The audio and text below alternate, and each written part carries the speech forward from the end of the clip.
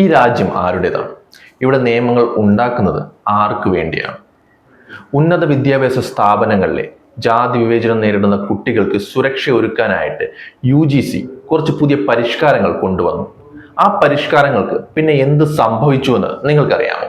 UGC ഉന്നത വിദ്യാഭ്യാസ സ്ഥാപനങ്ങളിൽ ജാതി വിവേചനം നേരിടുന്ന കുട്ടികൾക്ക് നീതി ഉറപ്പാക്കാൻ വേണ്ടി കൊണ്ടുവന്ന പുതിയ മാർഗനിർദ്ദേശമാണ് ഇക്വിറ്റി റെഗുലേഷൻ എന്ന് പറയുന്നത്.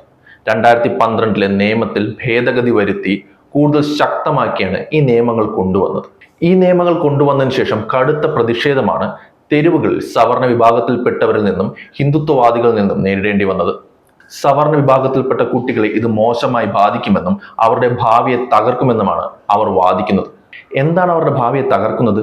ജാതി വിവേചനം നേരിടുന്ന കുട്ടികൾക്ക് സുരക്ഷ നൽകുന്നതാണ് അവരുടെ ഭാവിയെ തകർക്കുന്ന ഒരു കാര്യമെന്നാണ് ഹിന്ദുത്വവാദികൾ പറയുന്നത്.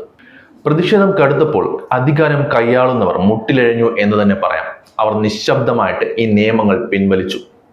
ഈ രാജ്യത്തെ ദളിത് പിന്നോക്ക വിഭാഗത്തിൽപ്പെട്ട ആൾക്കാരുടെ സുരക്ഷയേക്കാൾ ഈ സർക്കാരുകൾ പ്രാധാന്യം നൽകുന്നത് അവരുടെ വോട്ട് ബാങ്കുകൾക്കാണ്. 2014 മുതൽ 2024 വരെ ഈ ഉന്നത വിദ്യാഭ്യാസ സ്ഥാപനങ്ങളിൽ ആത്മഹത്യ ചെയ്ത കുട്ടികളുടെ കണക്ക് 120-ൽ കൂടുതലാണ്. ഇതിൽ 60% കൂടുതൽ വരുന്നതും ആദിവാസി പിന്നാക്ക വിഭാഗത്തിൽ നിന്നുള്ള കുട്ടികളാണ്. വ്യക്തമായിട്ട് പറഞ്ഞാൽ ഇൻസ്റ്റിറ്റ്യൂഷണൽ മർഡർ എന്ന് തന്നെ നമുക്കിതിനെ വിളിക്കാം. ഈ കണക്കുകളെല്ലാം മുന്നിൽ നിർത്തിയാണ് UGC ഇക്വിറ്റി റെഗുലേഷൻസ് എന്ന മാർഗനിർദ്ദേശം കൊണ്ടുവന്നത്. ഇതാണ് ഇവിടുത്തെ സവർണ വിഭാഗത്തെ ഭയപ്പെടുത്തുന്നത്.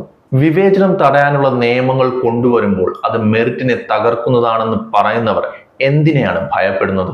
ഒരു പ്രത്യേക വിഭാഗത്തെ പിണക്കാൻ ഭയമുള്ളത് കൊണ്ട് നീതി നിഷേധിക്കുന്നത് ജനാധിപത്യപരമല്ല, അത് സവർണ അടിമത്വമാണെന്ന് എടുത്തു തന്നെ പറയേണ്ടി വരും. അധികാരത്തിന്റെ തണലിൽ ജാതി വിവേചനത്തിനെ സപ്പോർട്ട് ചെയ്യുകയാണ് BJP സർക്കാർ. ഇവിടെ ഒരുപാട് പേർ അക്കാദമിക് മികവിനെ കുറിച്ച് സംസാരിക്കാറുണ്ട്. പക്ഷെ ഇവർക്കറിയില്ലേ, ജാതി അധിക്ഷേപങ്ങൾക്കിടയിലിരുന്ന് ഒരു കുട്ടി എങ്ങനെയാണ് അക്കാദമിക് മികവ് പുലർത്താൻ സാധിക്കുന്നത്? ഭയമില്ലാതെ ഈ രാജ്യത്ത് പഠിക്കാൻ പോലും കഴിയില്ലെങ്കിൽ പിന്നെ എന്തിനാണ് ഇത്രയും വലിയ ഭരണഘടന ഇവിടെയുള്ളത്? ഇത് വെറും ഒരു ചട്ടത്തിന്റെ പിൻവലിക്കലല്ല, ഈ രാജ്യത്തെ ഒരു വലിയ വിഭാഗം കുട്ടികൾക്കെതിരെയുള്ള നീതി നിഷേധമാണ്.